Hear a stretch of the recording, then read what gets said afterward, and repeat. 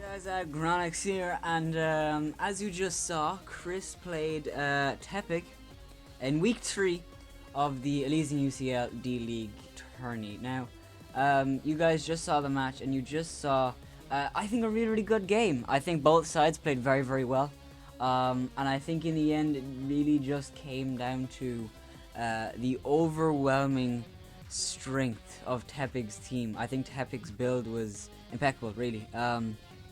I think it was really good. Life Orb Healerlisk. I used it in the official league in season 2.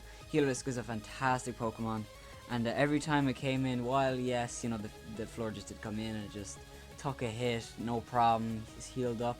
It was still doing 35%, and you know, it forced the floor just to heal, and I think that was very important. Like if you didn't go Life Orb, it would do probably like 25% after leftover. Well, actually no, it would do like 29%, let's say, and then do 23 after leftovers, which means floor just wouldn't even have to recover. I think Chris played very well as well. I'm really happy with it. I just saw it there. I'm literally just after watching it, and Chris, hats off, man. Like honestly, if you're watching this, I think you played way better than you had the last 2 weeks. I think you've definitely, like, you're not just you know playing the games and saying, oh yeah, I'm learning from this, but not actually, like, you are applying what you've learned from the last 2 games to this battle, and you notice it not only in the scoreline, but you know what's going through his head. You know, first turn he leads with Entei and his opponent leads with Extra. If that was Chris week 1, bet you he would have left the Entei in, predicting the Extra to go for Iron Head and kill it, like, you know, like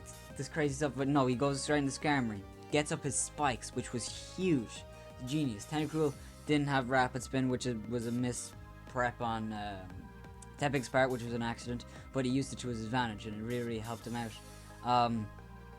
I also thought that his Florges and his Skarmory, Chris's, were very important.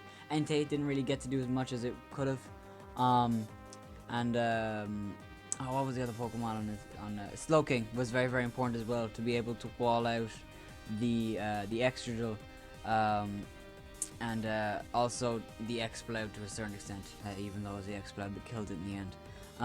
I thought it was a really really good game. Few misplays. You know, you can't really say that they mattered because who really knows, but Chris going for recover on the one of the final turns. Extra went for toxic, and he went for recover to get his health back when he was at like 88%. And if he killed the Extra, he would have stopped him from getting off an earthquake, doing 39%.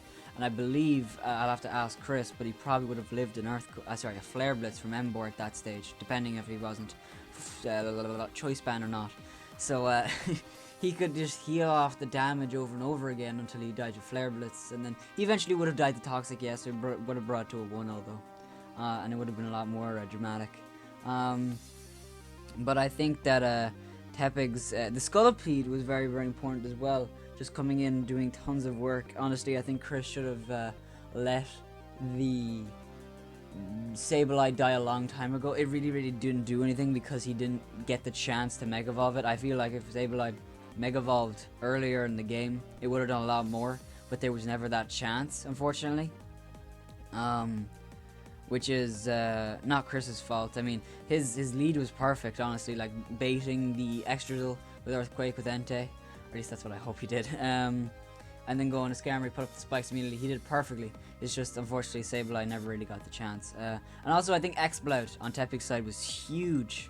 Obviously, being able to do like 40% to Skarmory, 40% to Slowking, 40% to Florges. That thing is a monster, and I think it's very, very underrated in Draft League, where, you know, a mon that can hit everything for 40%, basically everything, is nothing to laugh at, you know. And Exploud is such a scary Pokemon, and Chris's team really just did not have ways to deal with it, unfortunately. I believe the Florges was physically defensive, judging on how much the Exploud did to it. I think it did about 40%. And I think it would have done less. Hyper Beam on Heliolisk was pretty funny, and I actually really do like it. I usually don't like moves like that, but I think in that situation, it was really, really good. The idea of just throwing everything you have at them because you know you're going to die. I actually really like that. I might apply that myself, actually.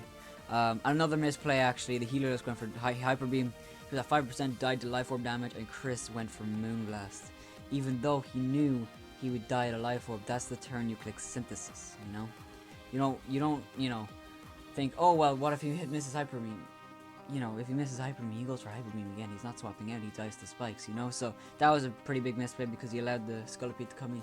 Scolipede would have killed from any range, but, you know, I think, yeah. Also, I think you should have gone into, what was it? I think you should have gone into Nidoqueen immediately on the Scolipede, and even if Nidoqueen died to Earthquake, that's a free swap in the Scolipede. Free swap into Sableye on the Scolipede. I know that Sableye wasn't very important, but that's because it never got the chance to do what it could have.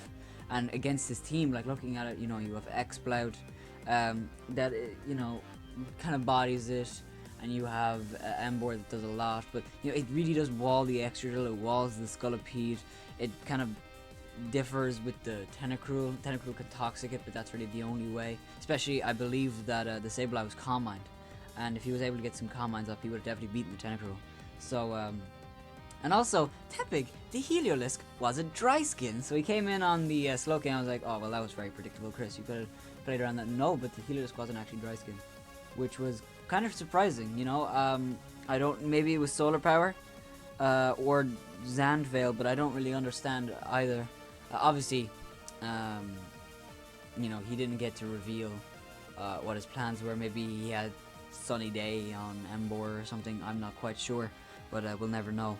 I'll have to ask him, actually. He's probably in the comment section right now. I see you, Tepig. I see you. But so I think it was a really, really well played match, and I think in the end it was just the overwhelming strength that Tepig had, and I'm really, really proud of Chris. I think he played very, very well, and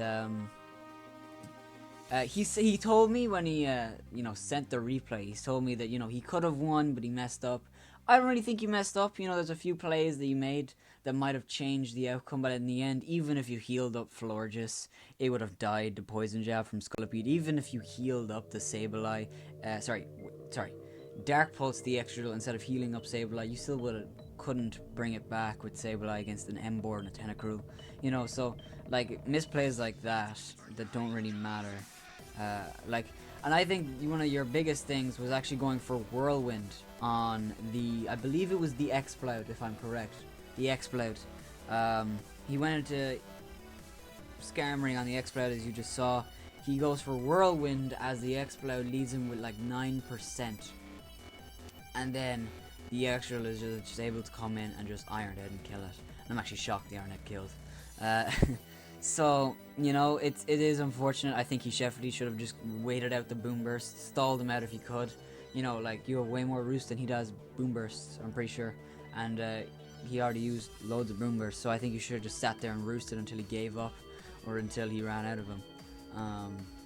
But, you know, looking back, you probably think the same thing. So, I hope you guys have enjoyed week 3 of the D-League. I know that the Indianapolis Rapidashers have had some trouble.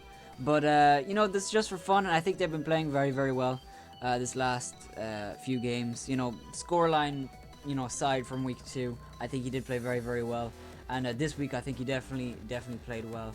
I'm very, very happy to see that Chris not only is enjoying himself, I know he's enjoying himself. I know even in loss, everyone should be happy with playing. You know, it is fun. It is all for fun and games.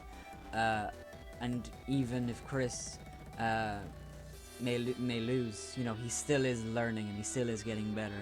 And you can tell, just look at the score lines from each week and now look at this week. You know, Chris is definitely improving, not only in his team building, because he built some of the team without me. Like, he built his Spike Skarmory set without me, and I'm very, very proud how it worked out. You know, if Tentacruel had Rapid Spin, obviously he could have Rapid Spin them away, but taking that aside, you know, it was very, very good, and it did actually end up doing a lot for him. So if you guys enjoyed, make sure to have some like button down below first. I'm subscribed to become a member of the Aggronix. With that being said, I'll see you guys next time. Have yourselves a wonderful day. Bye bye.